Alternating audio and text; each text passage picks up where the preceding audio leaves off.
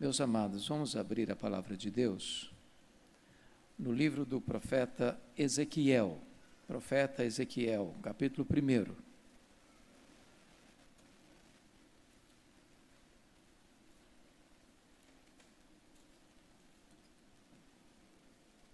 Profeta Ezequiel, capítulo 1.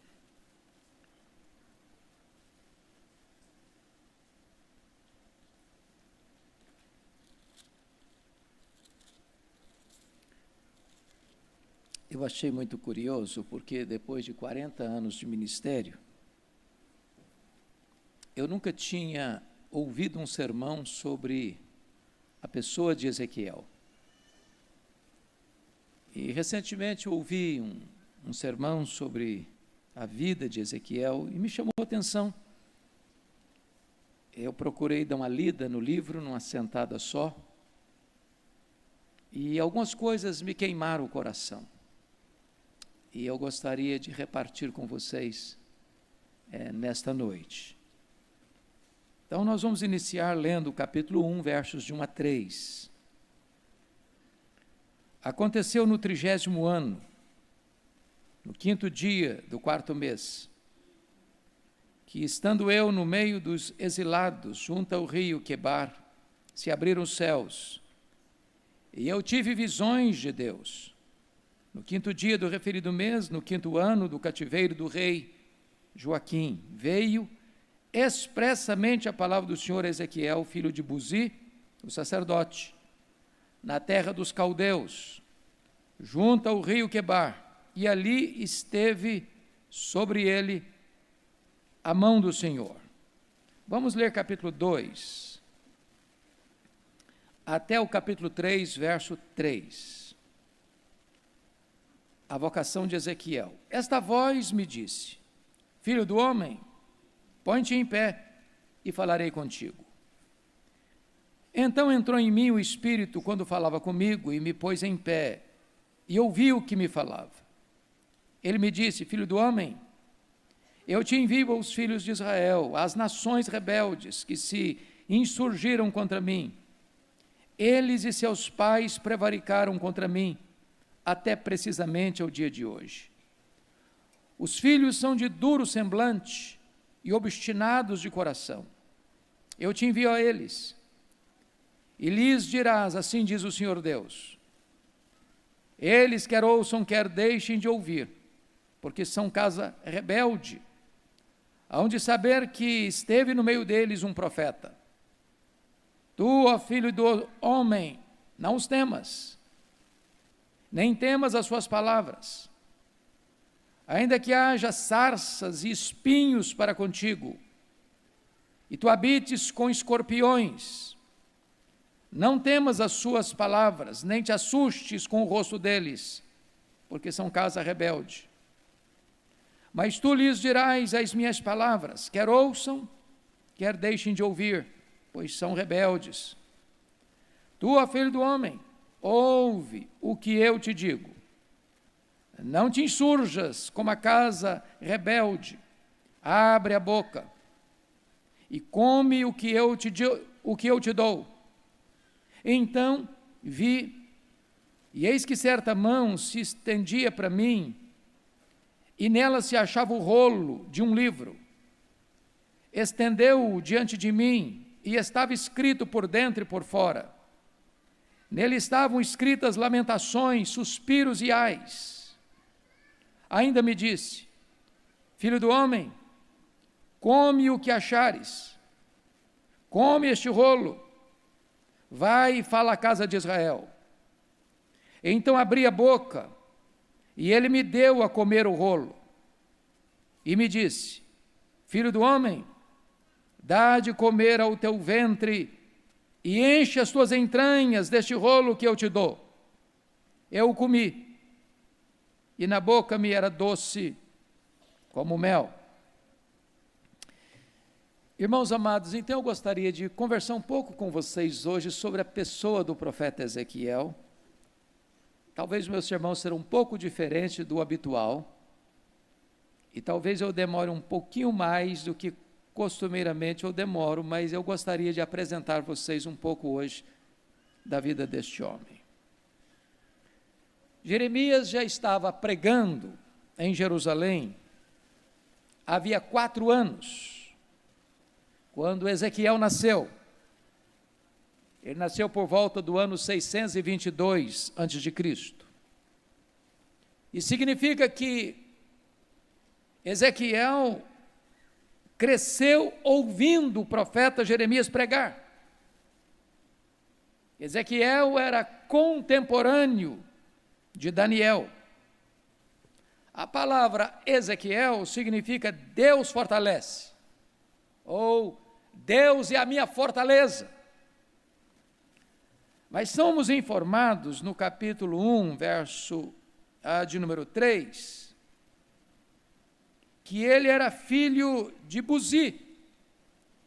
E Buzi significa desprezo, ou aquele que é desprezado por Javé, desprezado por Deus. E é curioso que aquele que é chamado desprezado por Javé, ou desprezo, e os nomes eram dados por causa de alguma circunstância, seja familiar, ou seja do nascimento, o pai, Buzi, que significa desprezo, coloca o nome no seu filho de Deus é a minha fortaleza. Às vezes, nas horas mais críticas da vida, você pode olhar para Deus e dizer, Ele é a minha fortaleza.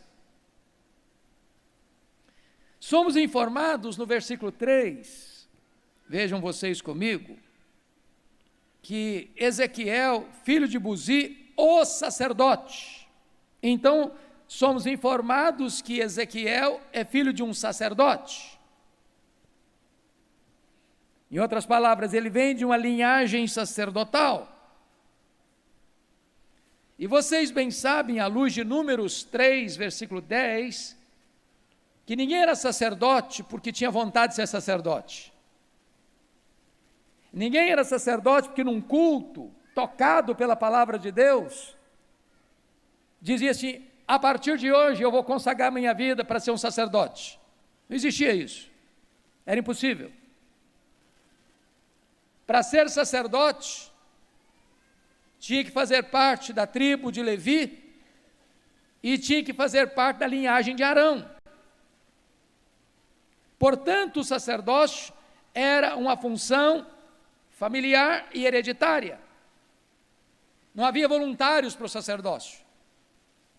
Tinha que ser levita e tinha que ser também da linhagem de Arão.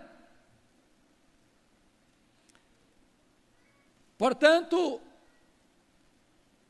esse menino, chamado Ezequiel, nasceu de um pai que era sacerdote, e ele não tinha outra função, outra opção a não ser um sacerdote, era hereditário. Ele nasceu para ser sacerdote. Mas notem vocês, que para ser sacerdote, tinha que ser da família de Levi, da linhagem da tribo de Levi, e tinha que ser da linhagem de Arão. Mas havia também um outro elemento seletivo. Ele tinha que ter o seu corpo perfeito. Peço que você abra sua Bíblia comigo, em Levítico 21, versos 17 a 24, para você entender isso. Portanto, não bastava ser levita, não bastava ser da linhagem de Arão, ele não podia ter defeitos físicos. Então, leia aí comigo, Levítico capítulo 21, versos 17, até o verso 24. Verso 16, disse mais o Senhor a Moisés, falarão dizendo, ninguém dos teus descendentes, nas suas gerações, em quem houver algum defeito, se chegará para oferecer pão ao seu Deus, pão do seu Deus, pois nenhum homem em quem houver defeito se chegará, como homem cego, ou coxo, ou de rosto mutilado, ou desproporcionado, ou homem que tiver o pé quebrado, ou a mão quebrada, ou corcovado, ou anão, ou que tiver belida no olho, ou sarna, ou impinges, ou que tiver testículo quebrado. Nenhum homem da descendência de Arão, o sacerdote, em quem houver algum defeito, se chegará para oferecer as ofertas queimadas do Senhor. Ele tem defeito, não se chegará para oferecer pão do seu Deus. Comerá o pão do seu Deus, tanto do Santíssimo como do Santo. Porém, até o véu não entrará, nem se chegará ao altar, porque tem defeito, para que não profane os meus santuários, porque eu sou o Senhor, que os santifico. Assim falou Moisés a Arão, aos filhos deste e a todos os filhos de Israel. Portanto, não bastava ser apenas levita, não bastava apenas ser da linhagem de Israel, ele não podia ter defeito. Ele era um tipo de Cristo, não podia ter defeito. É por isso que você vai encontrar lá a rebelião de Corá, Datã e Abirão, e eles morrem, porque eles tentam usurpar o sacerdócio.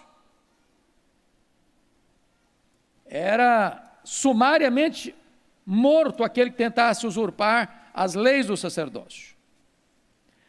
Agora notem comigo algumas coisas mais para entendermos. Um sacerdote, ele era consagrado ao sacerdócio apenas aos 25 anos de idade. Números 8, 24. Ele nascia numa família sacerdotal, ele crescia com a vocação de sacerdote, mas ele só era consagrado ao sacerdócio aos 25 anos, conforme Números 8, 24. Mas só começava a exercer a função de sacerdote aos 30 anos, conforme Números 4, 3. Então entenda isso. Ele tinha que ser levita, tinha que ser da linhagem de Arão, não podia ter defeito, só era consagrado aos 25 anos e só começava a exercer o ministério aos 30. Conforme Levíticos 8, 24, na hora da consagração, ele recebia sangue na orelha direita, no polegar da mão direita e no dedão do pé direito. Por quê? Porque o sacerdote era aquele que escutava o povo e falava em nome do povo para Deus. Diferente do profeta que escuta Deus e fala ao povo. Ele tinha que ter um ouvido que filtrasse as coisas. Suas mãos pegavam em coisas sagradas. Seus pés entravam no Santo dos Santos. Então ele tinha que ter a orelha direita, polegar da mão direita e o dedão do pé direito coberto de sangue, no ato da consagração.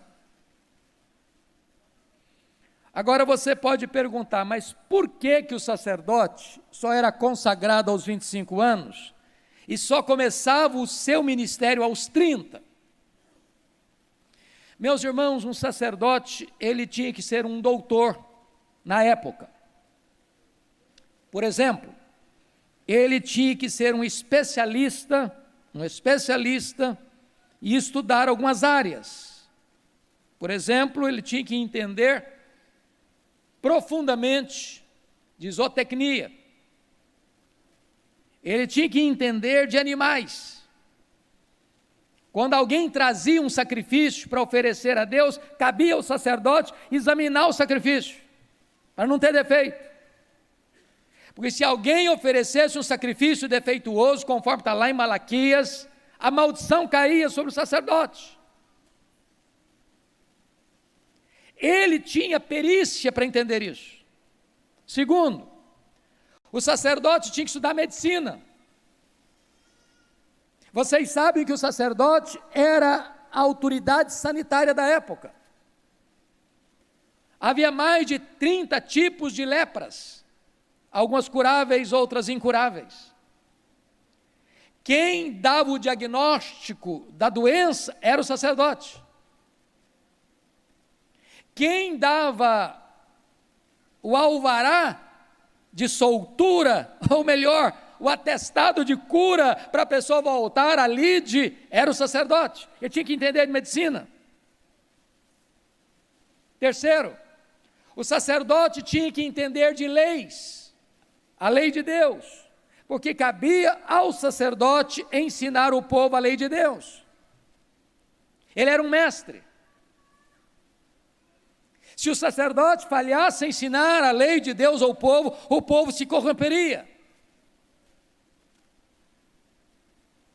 Mas ainda, o sacerdote tinha que estudar as leis civis, ele tinha que ser uma espécie de advogado.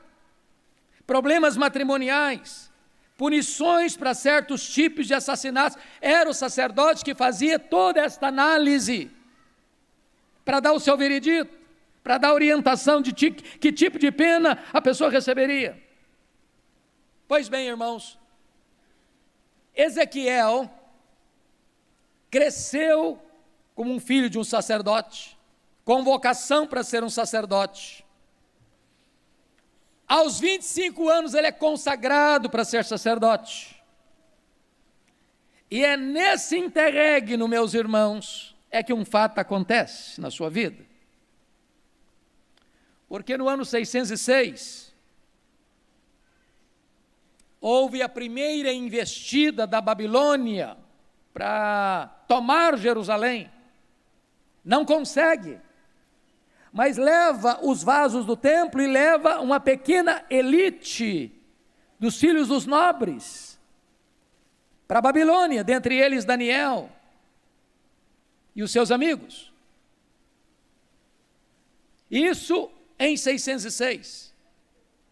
Mas em 596, na segunda investida de Nabucodonosor, 10.000 hebreus, judeus foram levados para a Babilônia, dentre eles Ezequiel. E agora diz a Bíblia, em Ezequiel, capítulo 1, que aqui está algo que os estudiosos penam para entender, porque olha como é que começa o livro. Aconteceu no 30º ano. E a pergunta é, que 30º ano é esse? Os estudiosos quebram a cabeça, porque não faz referência nenhuma, que 30º ano é esse? Alguns dizem que foi o 30º ano, desde que a lei foi descoberta lá no templo, no período de Josias, mas não há nenhuma evidência histórica. A maioria dos estudiosos entendem que aconteceu no 30º ano do aniversário de Ezequiel. Ano em que ele, consagrado ao sacerdócio, deveria iniciar o seu ministério prático como sacerdote. Agora ele é levado como cativo. Ele é levado e fica entre os que estão lá, prisioneiros, refugiados, exilados. E talvez, não tendo ele o mesmo destino que teve Daniel, porque chegaram para ele, talvez, e perguntaram, e você sabe fazer o quê? Eu sei acender a luz do candelabro, eu sei fazer sacrifício. Bom, mas aqui não tem templo, aqui é terra pagã. E quando ele está para começar o seu ministério, ele está lá às margens do rio Quebar, junto com os exilados, talvez pisando barro, numa reviravolta total na sua vida. Ele que foi criado para ser um sacerdote, estudou para ser um sacerdote, se preparou para ser um sacerdote, e quando ele está para exercer o seu ministério, ele está exilado em terra estrangeira. Mas, amados irmãos, isso me impressiona, porque às vezes em 5 anos, entre a sua consagração e o começo do seu ministério, a vida dá uma girada muito alta, a mesa vira, o cronograma altera, de repente tudo que você planejou na vida vai por terra.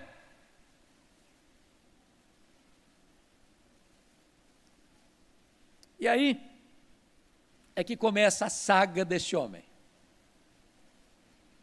Então, quero destacar aqui 3 coisas na visão que dá início ao chamado de Ezequiel. Olha comigo, versículo 1. Você pode ler capítulo 1, verso 1 comigo, em voz alta, por favor, vamos juntos?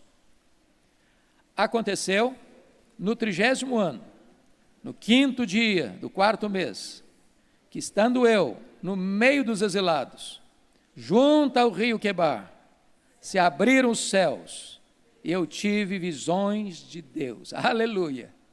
Louvado seja Deus! Porque nas horas mais difíceis, mais sombrias, mais dolorosas, das crises mais agudas da vida, quando você está exilado no meio de outros exilados, os céus podem se abrir. E você pode ter as visões de Deus. Oh, irmãos, quantas vezes os céus se abrem nas crises mais agudas da nossa vida. Como aconteceu com Isaías, no capítulo 6, onde ele vê o Senhor assentado num alto e sublime trono. Como aconteceu com Jesus no Jordão, o céu se abre e o Espírito Santo desce. Como aconteceu com Estevão, que estava sendo apedrejado, e ele vê os céus abertos e o Senhor Jesus de pé para recebê-lo. Como aconteceu com João, exilado em Pátimos, e o Senhor abre os céus e sobe para aqui, e eu te mostrarei as coisas que em breve devem acontecer.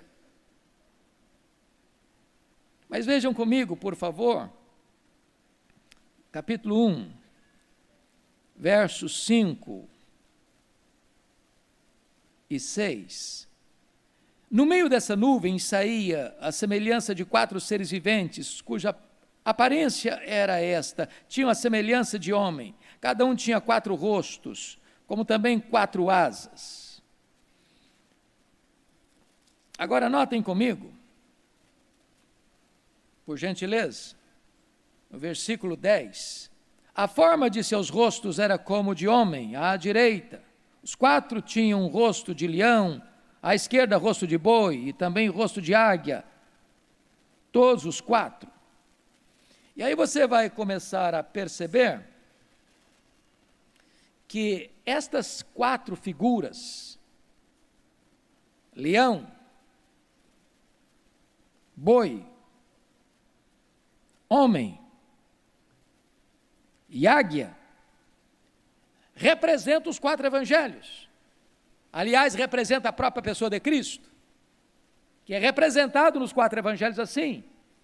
Mateus apresenta Jesus com o rosto de leão, ele é o rei dos reis.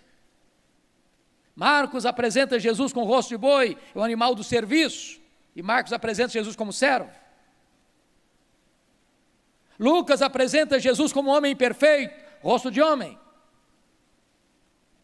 João apresenta Jesus com o rosto de águia, representando a sua divindade. Então, nesta roda que ele vê, como um giroscópio, com olhos por todos os lados, retratando os atributos de Deus, tem uma única finalidade: é mostrar para o profeta Ezequiel, ao sacerdote, até então Ezequiel, que o cativeiro, que estava prestes a consumar-se lá em Jerusalém, porque Jerusalém não tinha caído ainda. Vocês sabem que Jerusalém só caiu em 586. E Ezequiel foi levado 10 anos antes, em 596. Que tudo isso estava debaixo do conhecimento e do controle de Deus. A Bíblia deixa isso claro. Não foi a Babilônia que invadiu Jerusalém e tomou Judá e conquistou e quebrou a cidade, os muros, queimou as portas, arrasou o templo, porque era forte, Israel, o Judá fraco. Não, Deus entregou para disciplinar o seu povo rebelde. Agora olha comigo, capítulo 1, versículo 28. Como o aspecto do arco que aparece na nuvem em dia de chuva, assim era o resplendor em redor. Esta era a aparência da glória do Senhor. Vendo isso, caí com o rosto em terra e ouvi a voz de quem falava. Esta é uma visão do arco-íris, o arco celeste. Agora notem, irmãos, que o arco-íris aparece em 3 circunstâncias na Bíblia. Em primeiro lugar, aparece lá em Gênesis 9:11, depois da tempestade. Em segundo lugar, aparece lá em Apocalipse, capítulo 4, verso 3, antes da tempestade. Mas aqui em Ezequiel 1:28, o arco-íris aparece no meio da tempestade. E o que é o arco-íris? É a promessa da aliança de Deus com o seu povo. Apesar do juízo, apesar da disciplina, Deus está firmando aliança com o seu povo. Então o arco-íris vem depois da tempestade, o arco-íris vem no meio da tempestade, o arco-íris vem depois da tempestade. Porque Deus está antes da tempestade, Deus está no meio da tempestade, Deus está depois da tempestade. Deus está no controle. Aí chega o capítulo 2, versos 8 a 10, e acontece aqui o chamado dele. Porque notem vocês que ele é sacerdote, ele nasceu sacerdote, ele cresceu como sacerdote, ele estudou para ser sacerdote, ele foi consagrado como sacerdote, mas na hora de exercer a função, ele está entre os exilados da Babilônia.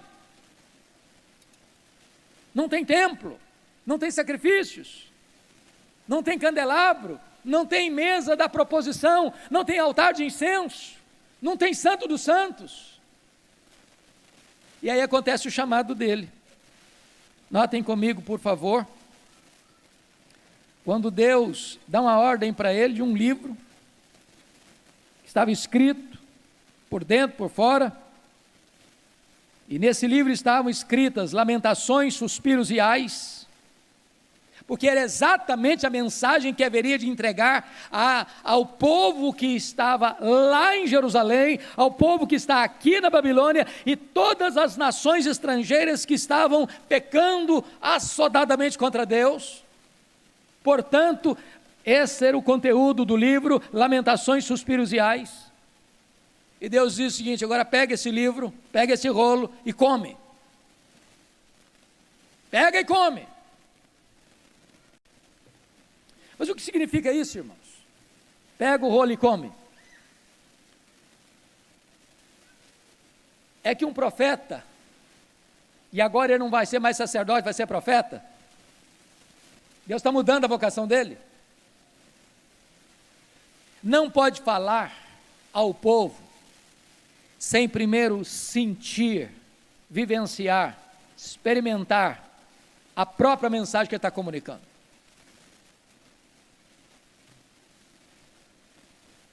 Ele precisa sentir o que é isso.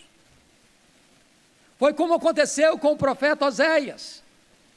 Deus falou ao povo muitas vezes, de várias maneiras. O povo não ouvia Deus. Aí Deus levanta o profeta Oséias e diz: Oséias, você vai lá agora e casa com uma mulher de prostituições, e tenha filhos de prostituições,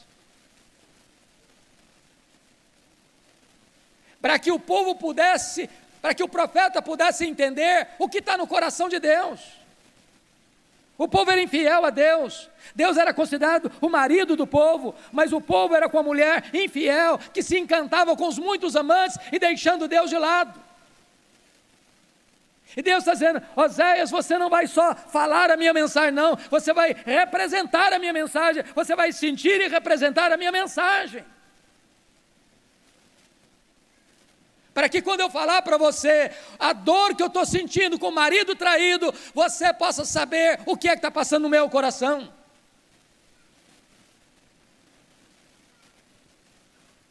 E se vocês olharem atentamente o livro, vocês verão que o livro de Ezequiel traz 10 atos simbólicos para chamar a atenção do povo. 10 atos simbólicos. Eu não tenho aqui tempo para fazer a exposição deles todos, mas vou destacar alguns. Capítulo 4, Deus manda o profeta Ezequiel construir uma maquete num cerco de Jerusalém e deitar no chão, atado com cordas, e virar para o lado esquerdo e ficar deitado no lado esquerdo 390 dias, depois virar para o lado direito e ficar deitado mais 40 dias, atado com cordas, para que o povo pudesse entender o que seria o cerco de Jerusalém, o que seria a invasão de Jerusalém.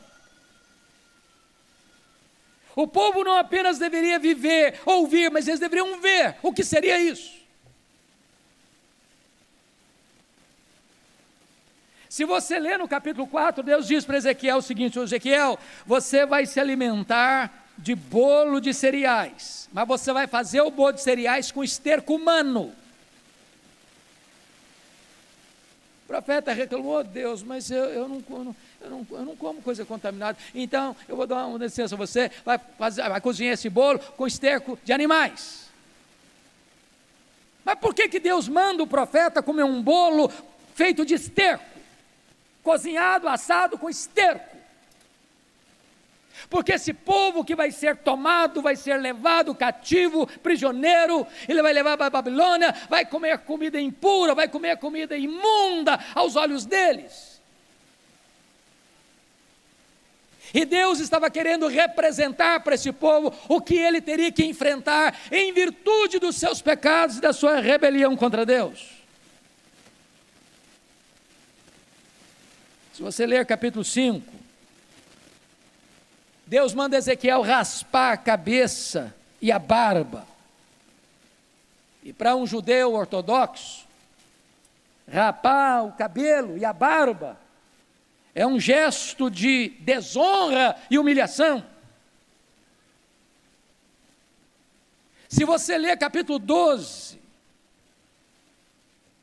irmãos amados, Deus manda Ezequiel cavar um buraco na parede da casa dele, e durante o dia, fugir com a mobília nas costas, como um foragido, e ficar do lado de fora como alguém que tenta fugir às pressas, para não ser morto.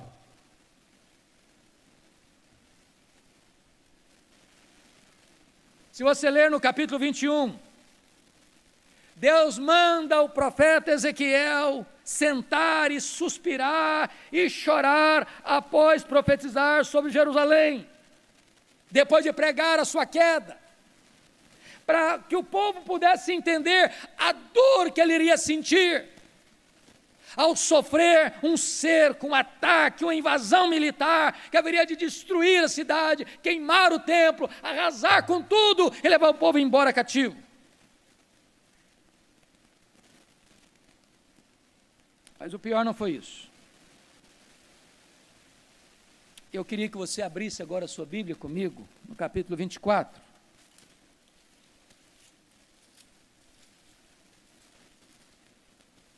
Capítulo 24.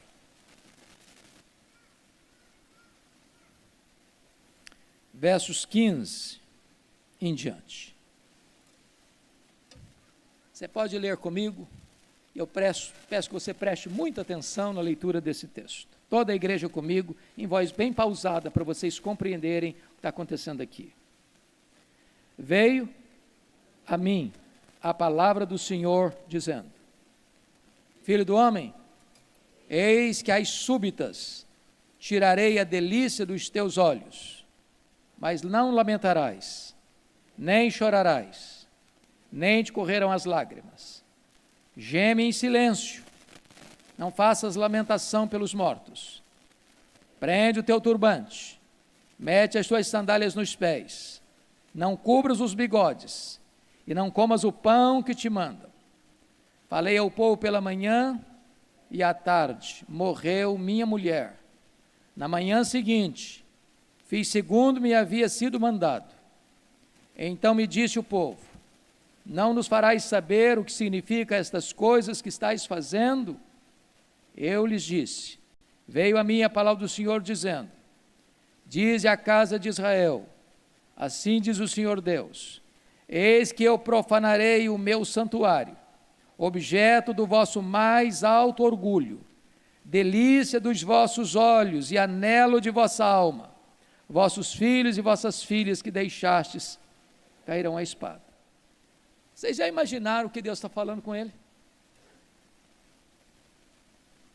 Ezequiel,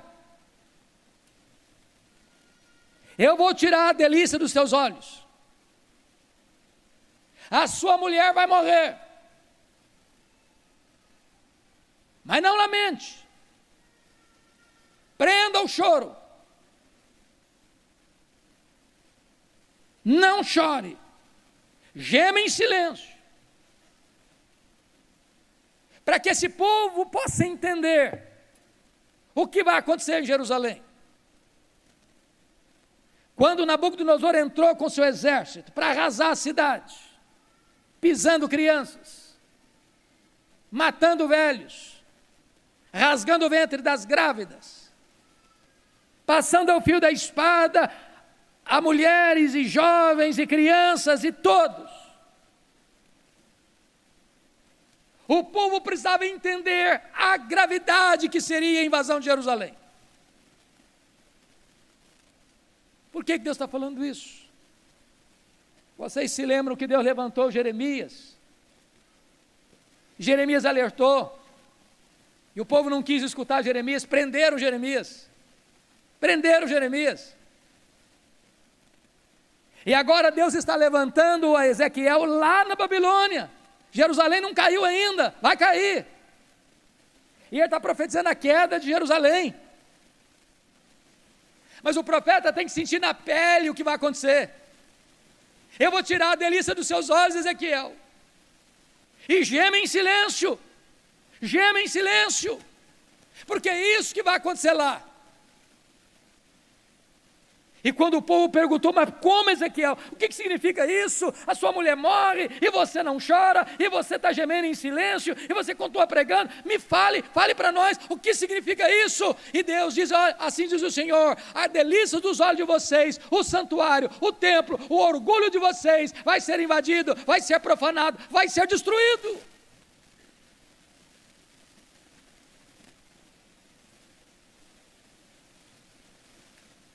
Irmãos amados, bendito seja Deus, a profecia bíblica, ela embora apresente esses dramas todos, mas a profecia bíblica abre também uma porta da esperança. Se você ler esse livro, do capítulo 1 ao 3 é a chamada de Ezequiel, do capítulo 4 ao capítulo 24 é o juízo sobre Jerusalém, depois do 25 ao 32 é o juízo sobre as nações que oprimiram Jerusalém, mas nos capítulos 33 a 48, você vê a restauração do povo de Deus. A esperança para nós, irmãos. A esperança para você. A esperança para mim. E eu gostaria apenas de destacar 2 textos do sinal dessa esperança. Abra sua Bíblia comigo em Ezequiel 37, por favor. Veja essa cena.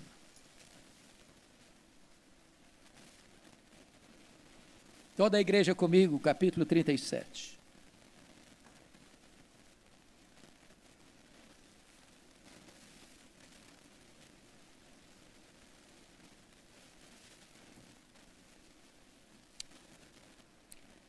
Veio sobre mim a mão do Senhor, e Ele me levou pelo Espírito do Senhor, e me deixou no meio de um vale que estava cheio de ossos. Um sacerdote não podia tocar em ossos. Não podia. Levítico 21:11. E Deus o leva pelo Espírito e o deixou, preste atenção, no meio de um vale que estava cheio de ossos. Agora preste atenção que Deus faz outra coisa no verso 2. e me fez andar ao redor deles. Por que no meio e depois ao redor? Ezequiel tinha que ter uma visão global, plena, ampla, completa, de toda a cena. Ele tinha que ter uma visão das bordas e uma visão do centro. E me fez andar ao redor deles. E está escrito, eram muito numerosos na superfície do vale. E diz o texto, estavam sequíssimos. Então me perguntou, filho do homem, acaso poderão reviver esses ossos?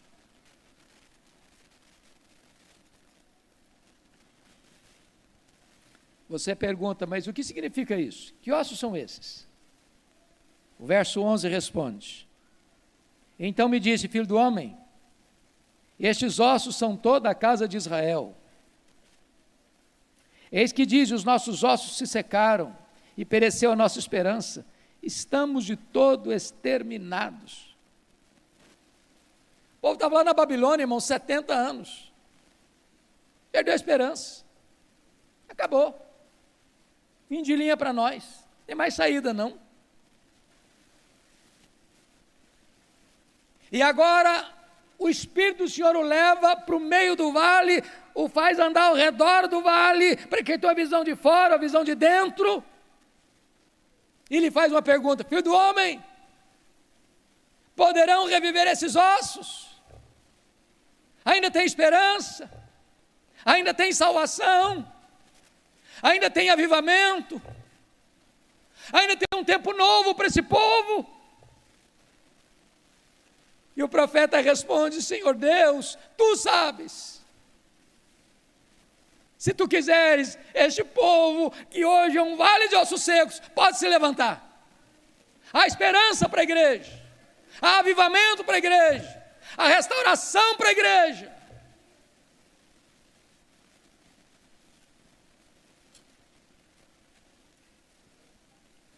Disse-me ele, versículo 4, profetiza esses ossos, e dize-lhes, ossos secos, ouvi a palavra do Senhor.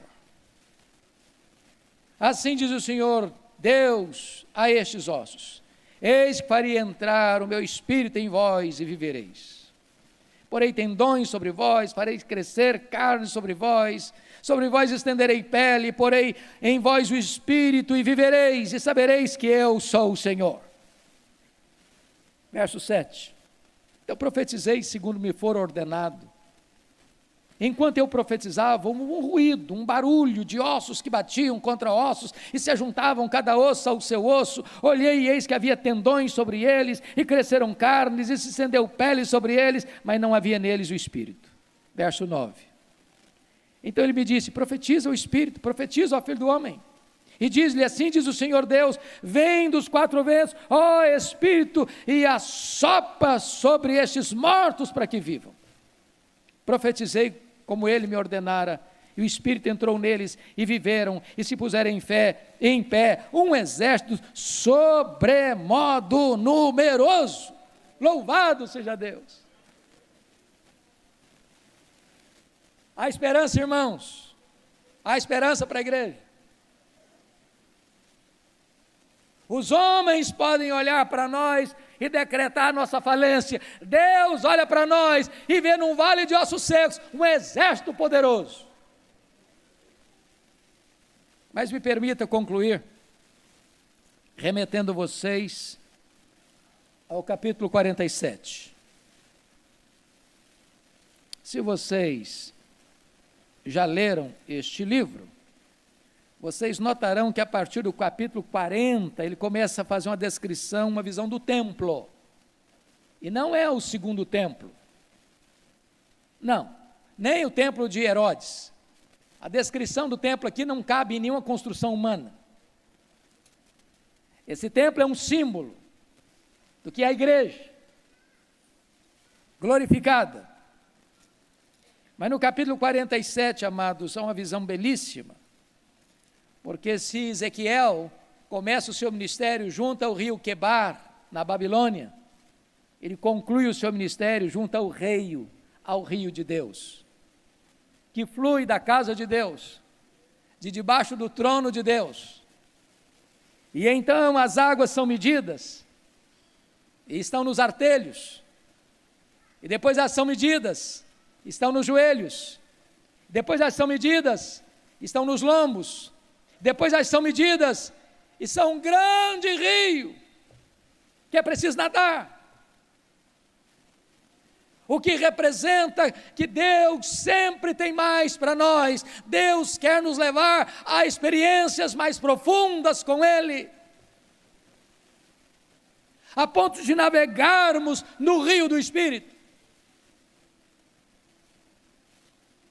E diz a Bíblia que por onde esse rio passa, aquilo que está morto revive.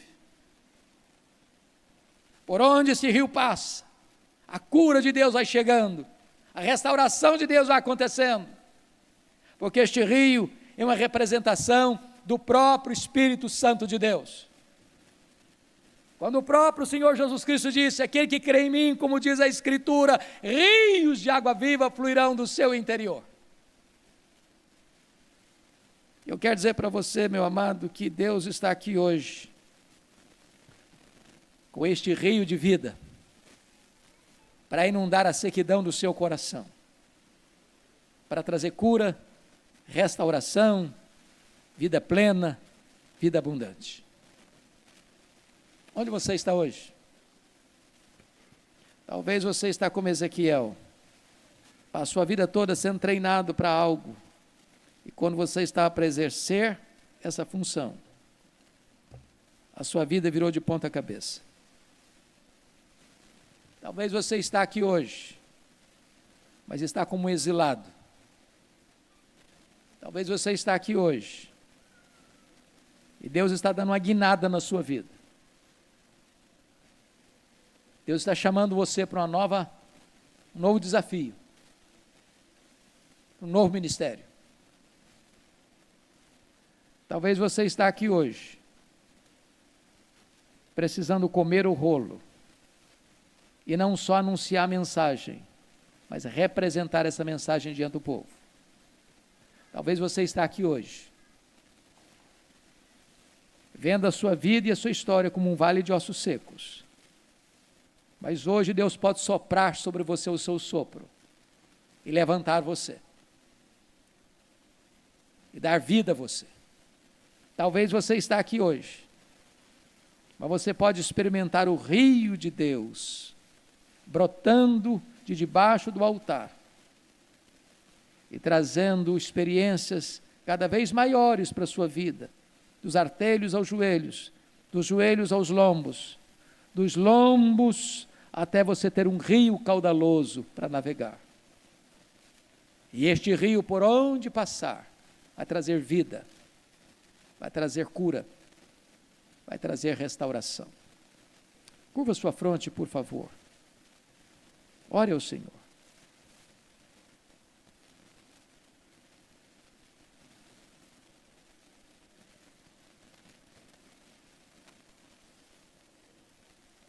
O que é que você precisa hoje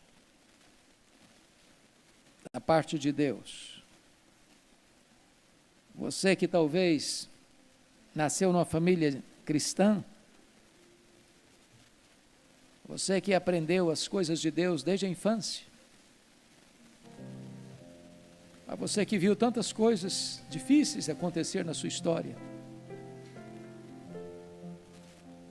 e o Senhor Deus está aqui hoje, poderoso para restaurar a sua sorte, para mudar a sua sorte.